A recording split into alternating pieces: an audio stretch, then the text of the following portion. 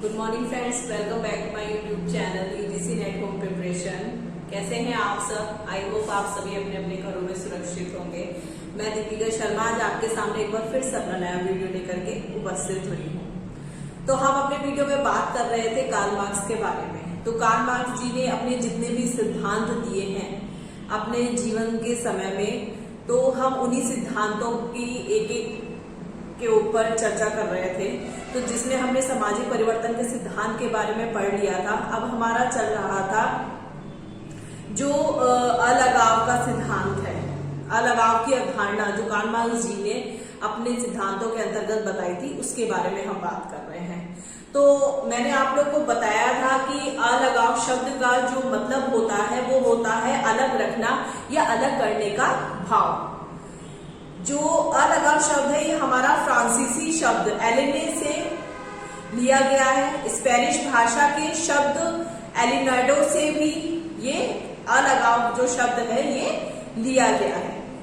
अलगाव शब्द को हम इंग्लिश में आइसोलेशन कहते हैं। आइसोलेशन का मतलब हो गया अलग रखना या अलग करने का भाव। ये वह स्टेज होती है जिसमें व्यक्ति अपने फ्यूचर के प्रति अनिश्चित व असहाय हो जाता है।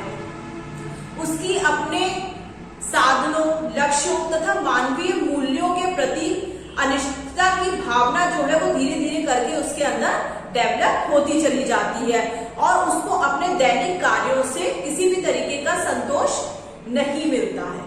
मनुष्य जब अलगाव की भावना जब मनुष्य के अंदर डेवलप हो जाती है तो कहीं ना कहीं मनुष्य को लगता है कि शायद मैं अब अपने जीवन समय में आगे आने वाले फ्यूचर में किसी भी तरीके का कोई भी सक्सेसफुल कार्य नहीं कर सकता हूँ। अगर वो किसी भी कार्य में असफल हो जाता है, फिर दोबारा से फिर किसी भी कार्य में असफल हो जाता है, तो उसके अंदर कहीं ना कहीं अपने प्रति और समाज के प्रति अलगाव की भावना जो है वो जागृत हो जाती है। वो खुद को समाज से कहीं ना कहीं अलग रखने की कोशिश करने लग जाता है, क्योंकि उसके अंदर अपने लिए हीन भावना जो है वो धीरे धीरे करके पैदा होने लग जाती है। आजकल के समय में हम देखें तो मनुष्य ज्यादा से ज्यादा अपने फ्यूचर के लिए सिक्योर होना चाहता है। वो चाहता है कि हमारा भविष्य के साथ साथ हमारा हमारे वर्तमान के साथ साथ हमारा जो भविष्य है वो भी हमारा कहीं ना कहीं सुरक्षित रहे। तो इस वजह से मनुष्य जो है वो अपने कार्यों को करने के लिए हमेशा ये सोचता है कि मैं जो कार्य कर रहा हूँ उस कार्य में मुझे हर 100% तक अपना अच्छा प्रेजेंटेशन अपनी देनी है ताकि मैं उसमें सक्सेसफुल रहूं। परंतु अगर वो उन कार्यों में सक्सेसफुल नहीं रहता है तो कहीं ना कहीं उसके अंदर ये अलगाव की जो भावना है ये धीरे धीरे करके जागृत होने लगती है। अब जो पहले के समय में जो अलगाव शब्द है उसका प्रयोग जो है लोग पागलपन के लिए करते थे, परंतु आजकल इस शब्द का प्रयोग जो है वो चिंताग्रस्त मनोदशाओं के रूप के लिए किया जाता है। क्योंकि पहले के समय में लोग अपने फ्यूचर को लेकर के काफी डिस्टर्ब रहते थे, परंतु आज के समय में और ज्यादा चिंताग्रस्त रहने लग गए हैं। क्योंकि इंसान को पता है कि आज अगर वो मेहनत करेगा, आज वो कमाएगा तो कल की रोटी का इंतजाम कर पाएगा।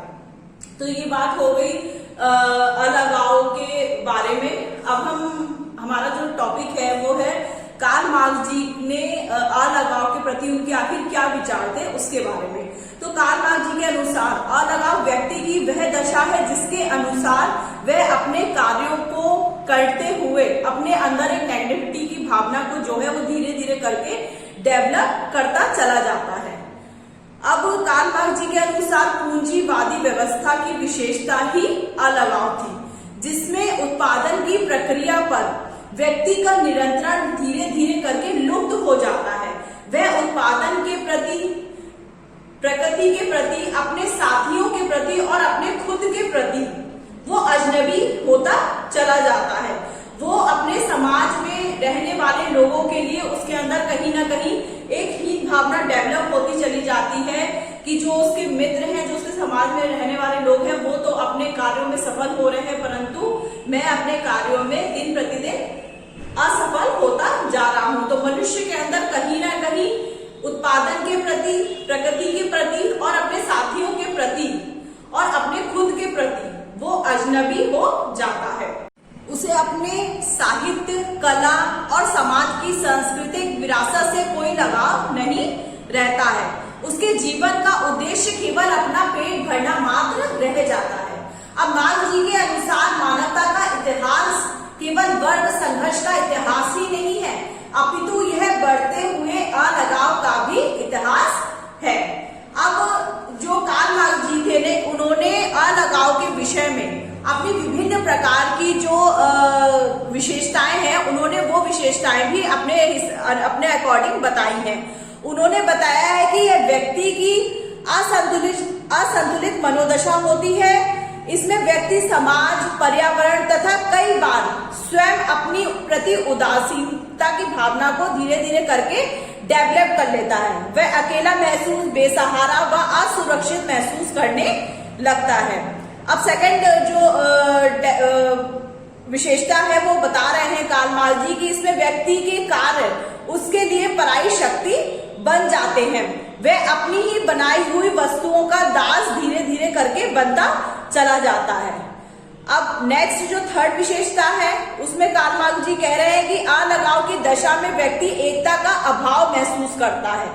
उसे सामाजिक व सांस्कृतिक सहभागिता के अपवर्जन के रूप में देखा जा सकता है। व्यक्ति जो है वो खुद को कहीं ना कहीं अपने आप से अलग महसूस करने लगता है।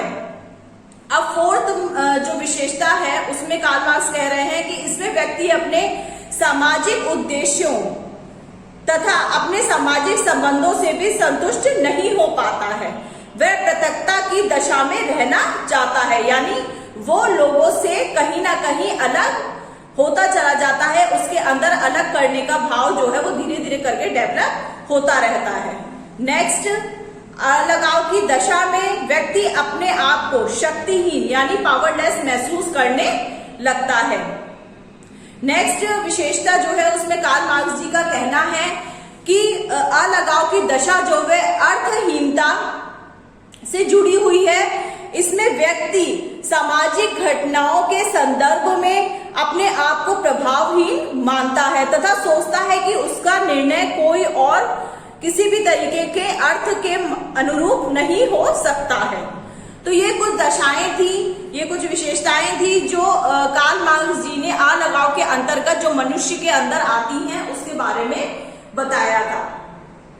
अब इन विशेषताओं के अंतर्गत देखते हुए ही कार्ल मार्क्स के वर्ग संघर्ष की तरह अलगाव पर भी समाजशास्त्र में इम्पोर्टेंस स्थान रखते हैं। इस अलगाव की प्रवृत्ति धीरे धीरे करके बढ़ जाने के कारण सामाजिक वैज्ञानिक निरंतर इस अवधारणा का अध्ययन जो है वो धीरे धीरे अपने जीवन काल में कर रहे हैं और करते चले आ रहे हैं। मार्क्स से पहले अलगाव की अवधारणा का प्रयोग जर्मनी के प्रसिद्ध दार्शनिक हीगल ने किया था, परंतु मार्क्स ने भौतिक जगत के संदर्भ में अलगाव की अवधारणा को प्रस्तुत करते हुए इस अवधारणाओं में एक महत्वपूर्ण स्थान प्राप्त कर लिया है।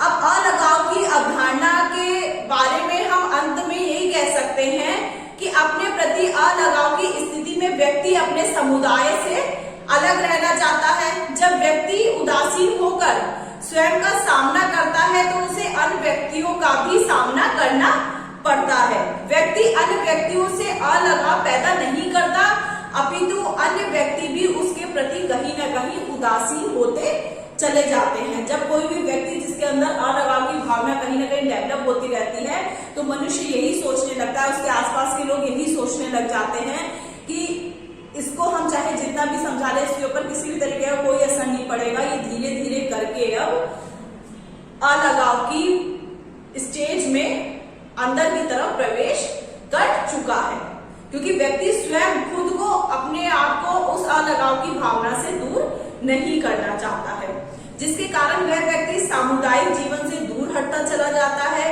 अब लास्ट में संक्षेप में हम कह सकते हैं कि अलगाव की स्थिति में कार्ल मार्क्स की अवधारणा समाजशास्त्री चिंतन के इतिहास में एक इम्पोर्टेंस अवधारणा के रूप में विकसित हो गई है।